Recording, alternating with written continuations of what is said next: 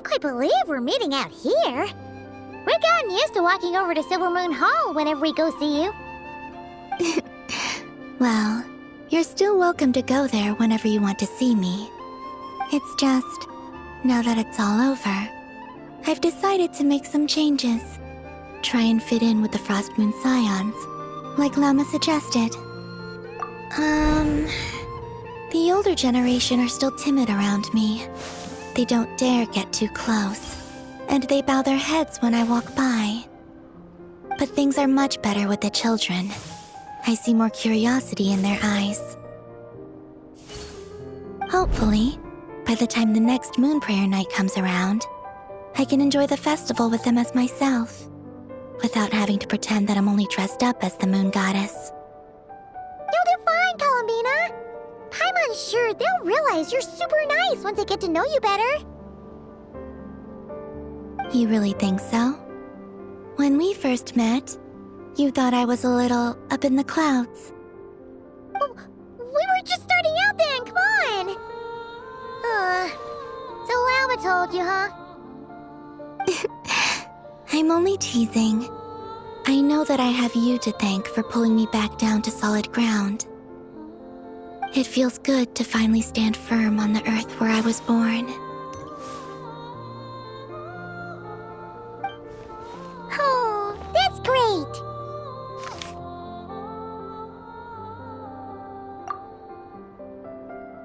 Thank you. I'll make sure not to lose it this time. Well then, are you ready? Lumine, what happened to our spaceship back then? Why did you leave?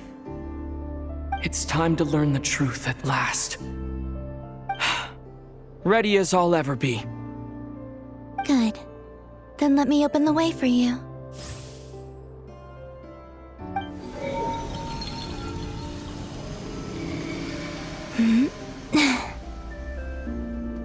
Where does this lead?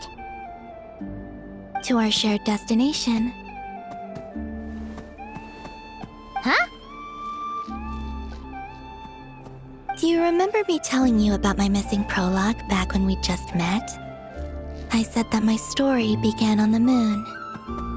But while I was inside the moon's reflection, I realized that my prologue was really hidden in the future. I just had yet to discover it at that point. The story of the time before I was born was in fact the story of my distant future. It's truly fascinating.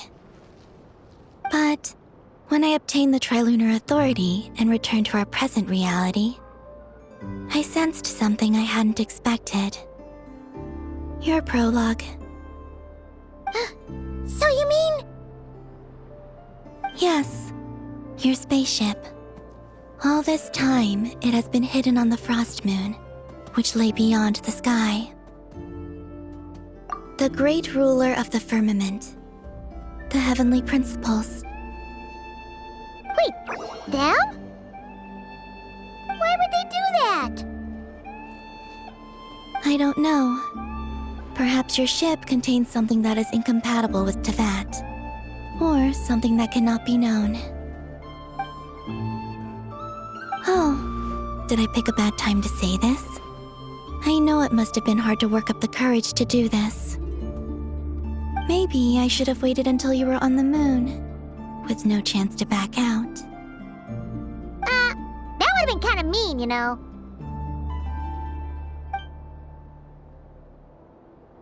Take me there. Oh?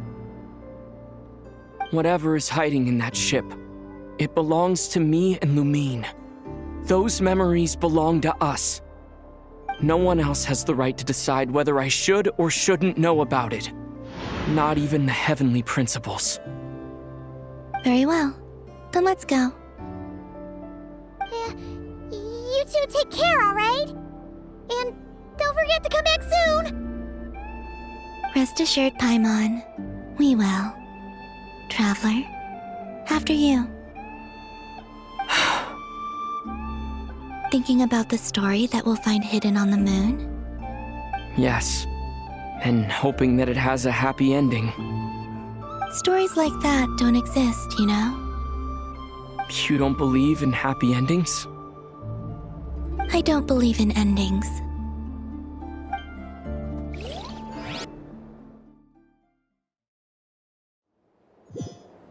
Where am I? This is the pathway I built between VIII and the Frost Moon. The moon is very far away from us, so it could be a long journey.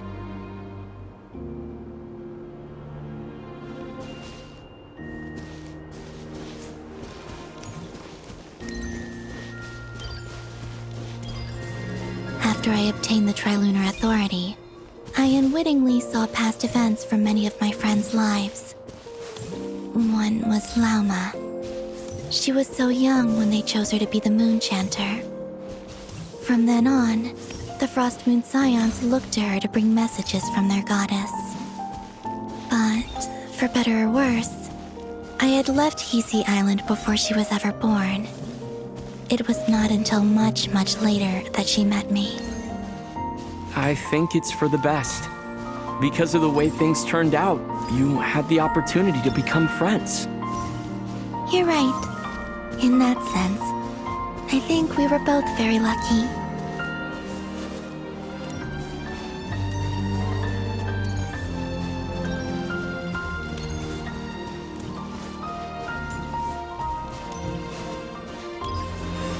Oh, and about that mage, Nicole. I only recently learned that she has lived in VIII since the time of the Three Moon Sisters. The Moon Goddesses always had a good relationship with the angels.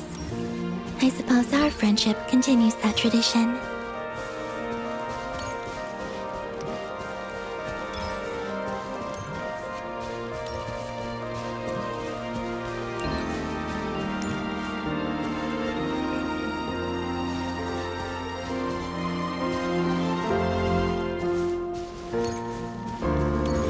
And then there's Sandrone.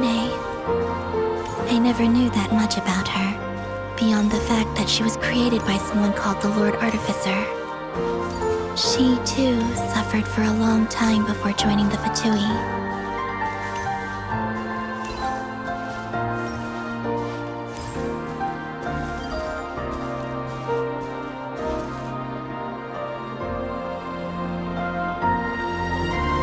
How I wish I could talk to her again, even if only to hear her say nasty things to me.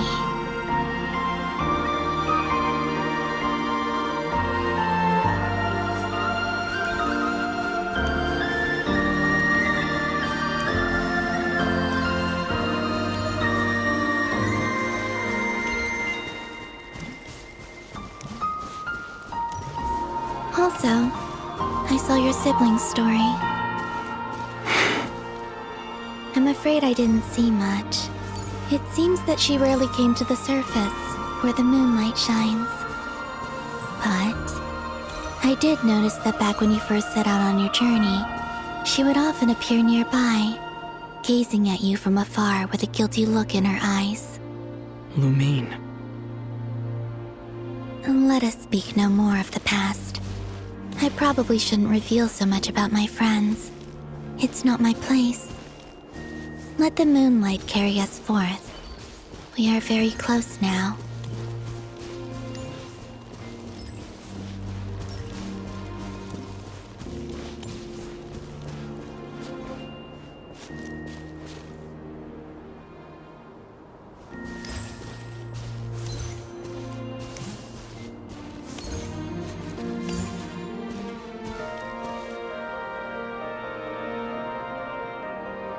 After this, I'd like to bring some kuhenki to the moon as well.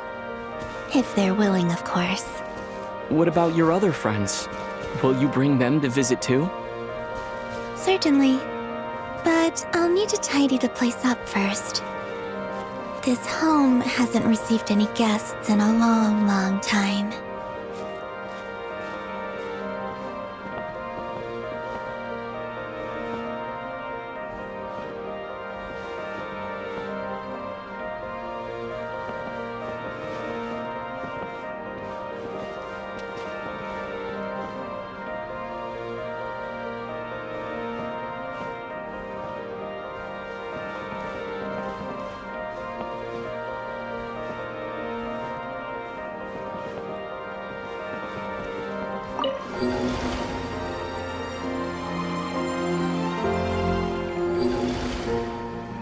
I remember writing something similar with you on Moon Prayer Night.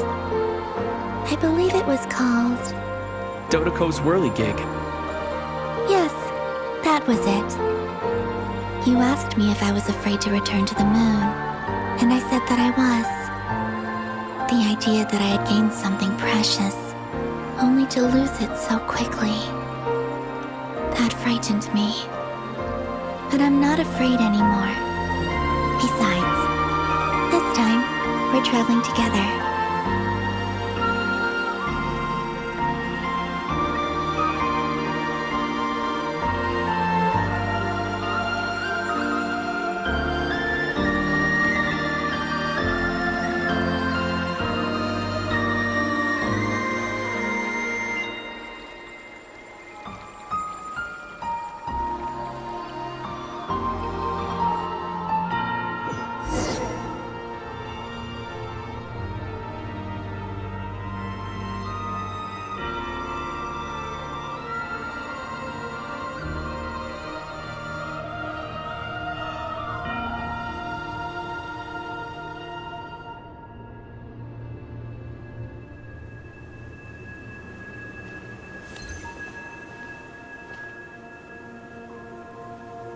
We're here.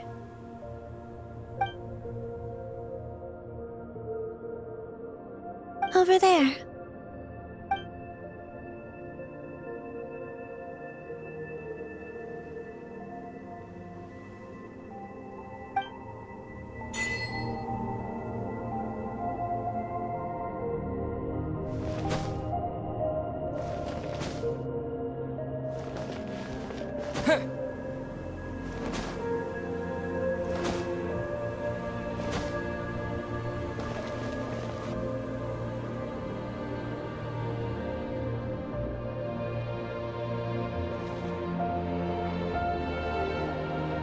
Our spaceship. It's huge. I suppose that the moon is the only place one could hide it.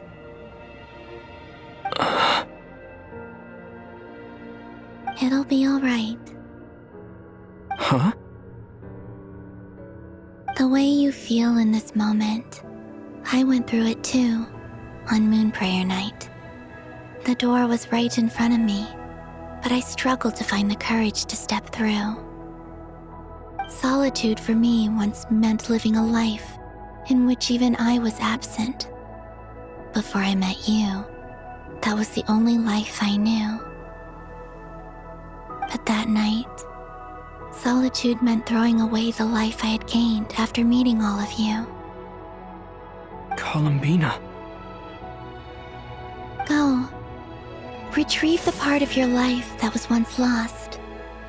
Trust me, you will lose nothing by doing so. Look, Tavad is right there. All of our friends are down there, waiting for us. You're right. Thanks, Columbina.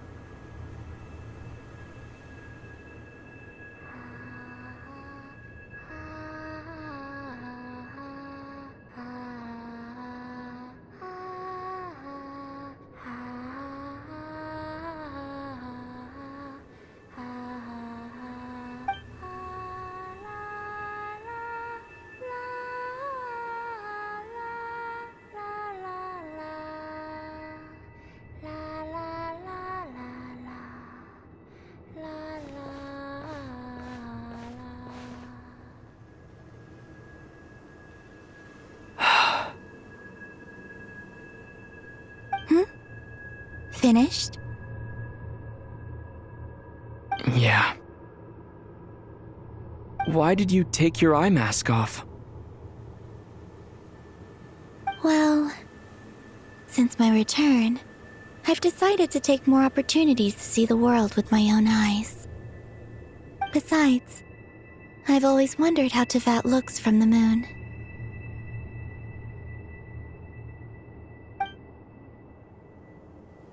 And what do you think? It's beautiful. I could spend a whole day here just gazing at it. What about you? What do you think of the truth you found?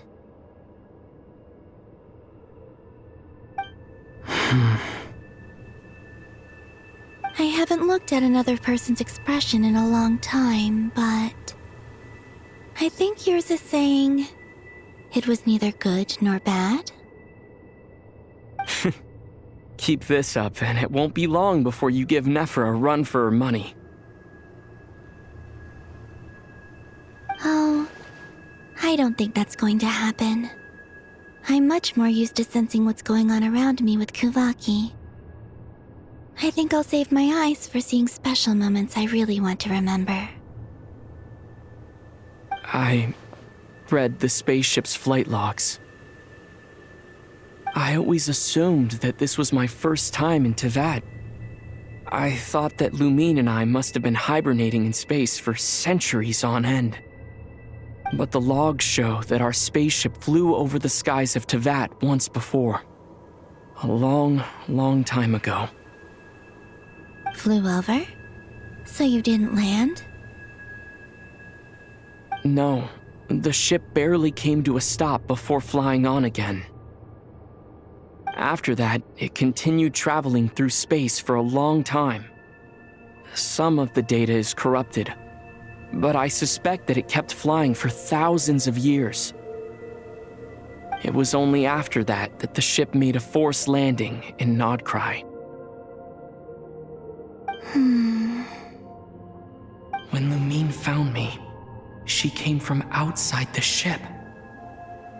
Could this mean that she left the ship long before I did? Maybe even during our first pass over Tevat. Are you alright? Yes, I can feel that the truth is coming together, one small piece at a time. I remember Lumine telling me that when she first arrived in Conria, she could not recall the past. So this might be something that even she doesn't know. Here, I made some space for you. Your mind must be racing, and this seems like the perfect place to relax and clear your head.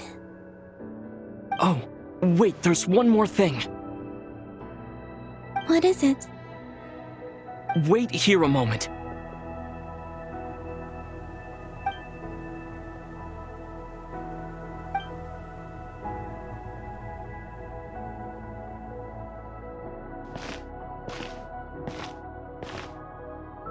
Hey, Columbina.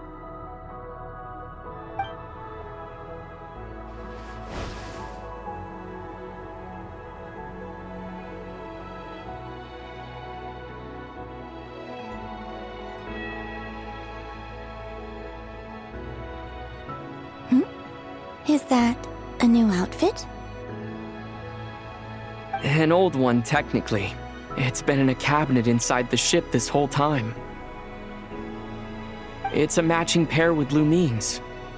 She always liked this set more. Huh. I don't think there's a huge difference. Really? Yes, it's still the same you. You're the same person, no matter what clothes you wear. Only Columbina would make an observation like that. Traveler, do you consider Tevat your home? Home is wherever Lumine is. But then after all the time I've spent here, and everything I've been through, yes, I'd say it's my home. Would you change your answer if Tevat changed appearance? I mean, if the truth about Tevat turned out to be different than what you thought.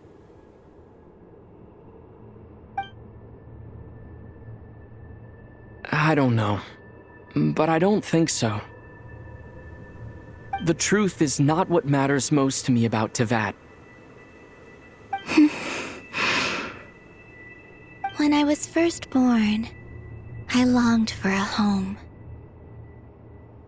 And when you get something before you're mature enough to understand the world, you just take it at face value. I thought that a home was a transaction.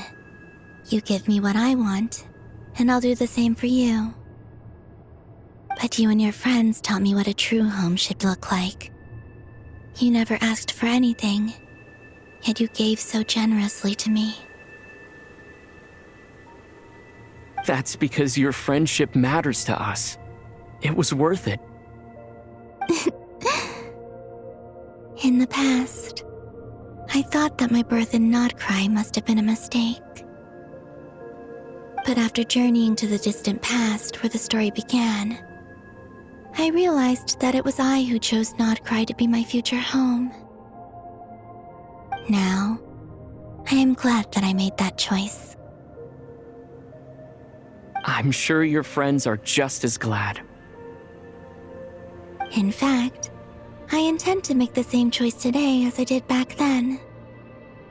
What do you mean?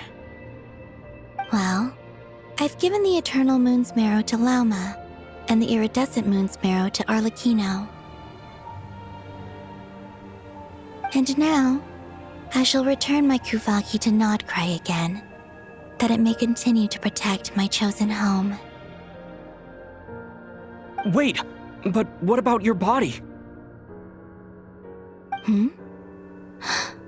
Oh, are you worried that I'll disappear again?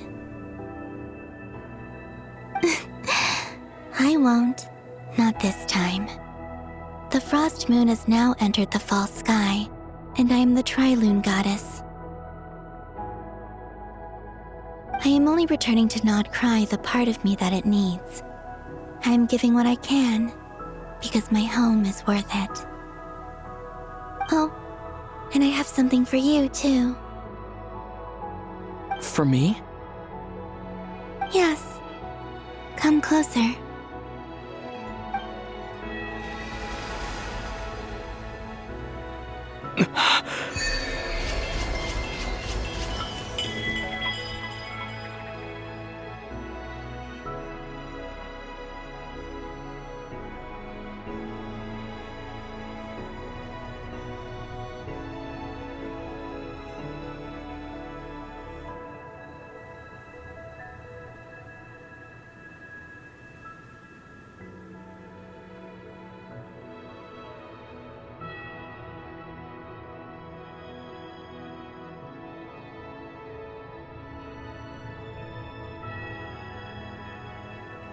What was that?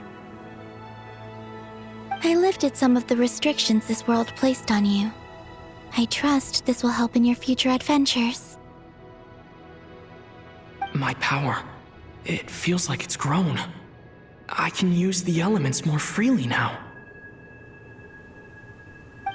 Thank you. This will be a great help. You're welcome. I see you as family, and after everything you've done for me, In fact, no. It's not because I owe you. It's because you're worth it. Here, this flower is for you.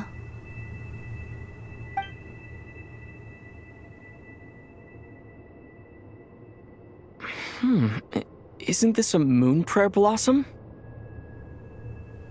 Yes. Don't worry. You will never see these flowers lose their color again.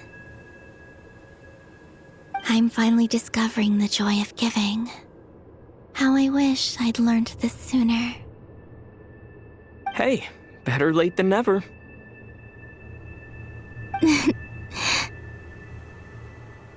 What are you thinking about now?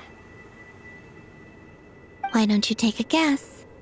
You get 1 shot. I don't think I'll get it in one guess. But I'm sure it's a happy thought. That's kind of a sneaky answer. I can't say you got it wrong. Down in Teyvat, the moon seems so far away, I felt it might always lie beyond my reach. But on the moon, everything feels so close by. The haze that once enshrouded the skies has finally been dispersed.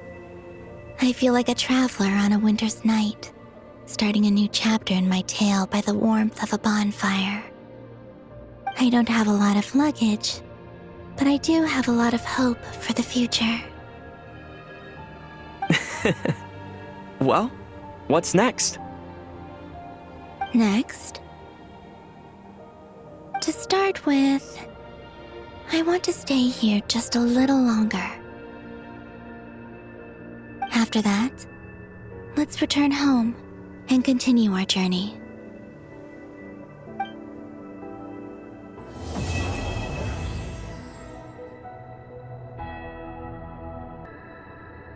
The journey goes on, for you and for me. Like I said, this is not the end. I don't believe there has to be an ending. Oh, is that your next destination? Most people would probably tell you to pack some warm clothes. But I experience things differently than most people, so I can't know how cold it is. In fact, it is home to quite a wondrous heat source. I think they call it Kreshnik's torch. Every city in Snezhnaya is built around one of those. I sensed the energy it gave off as I was passing by on a railway train. It felt grand and distant. I also recommend the Korolievsky troupe in Snezhnograd. They give performances quite regularly, and entry was free for harbingers. I liked them a lot. Ice cold and sharp.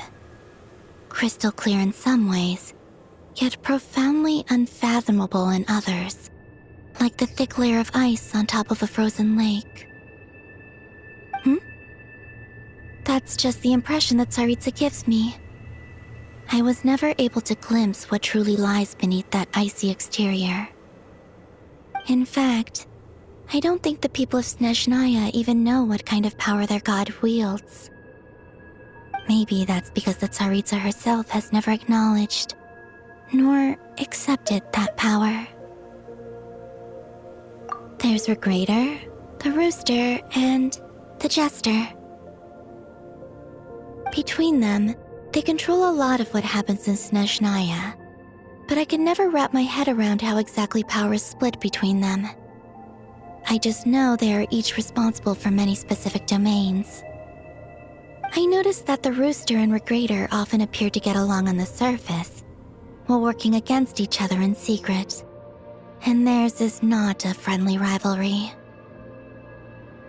But I wasn't particularly interested, so I tended to keep my distance. Now that I think about it, the term Mistelton often seemed to come up in connection with Project Stuja. Once things settle down in Notcry, I'd like to explore the world beyond Snezhnaya. You've told me so many stories about the other places you've been to, and all the friends you've made there. I'm curious to visit those nations and see them for myself. It would also help me learn more about the journey that has made you into the person you are today. Okay. As you continue on your journey, don't forget to gaze up at the moon once in a while. It is, after all, no longer an illusion. It shall cast down its true moonlight, connecting us in truth. To Jean, acting Grand Master of the Knights of Favonius. Ugh, this preamble is such a pain to write. It's probably high time we got rid of this acting business. I trust that Dern has updated you all on recent events. Hope we didn't worry you too much. The good news is, we managed to come together and put a stop to the Doctor's evil schemes. With that, I think it's safe to say that Notcry is finally out of the woods. As for the Fatui, not counting the damselette, aka the moon goddess, who has left their organization. We found ourselves allied in this instance with both the knave and marionette. May she rest in peace. As ever, we find ourselves better off for making friends rather than enemies. But until we can ascertain the Tsaritsa's true intentions, the future remains uncertain. In a short while... Wait, how am I meant to surprise everyone if I tell them in a letter that I'm heading home? Well, that would be a huge waste. Okay, got it. I will begin sending the expeditionary team back home in waves. I'm sure they'll be able to answer any questions you still have. I hope they won't gloss over the details of my many heroic deeds, but if they do, I'm sure it'll be because they're just too exhausted from the long journey. I think of Mondstadt daily. Please give everyone my best regards. P.S. The honorary knight went above and beyond this time. Are there any other honors we can give him? I'll leave it with you. P.P.S. Please be extra nice to Klee for the foreseeable future. I cashed in on the last favor that the Hexen Circle owed us, so we need to earn some more goodwill. If there's any serious problems, feel free to stick me in solitary confinement when I get back. I'll do the time for her. Whew. And that, as they say, is all she wrote. End of an era. And with the moon shining down brighter than ever, I think everyone is going to sleep well tonight.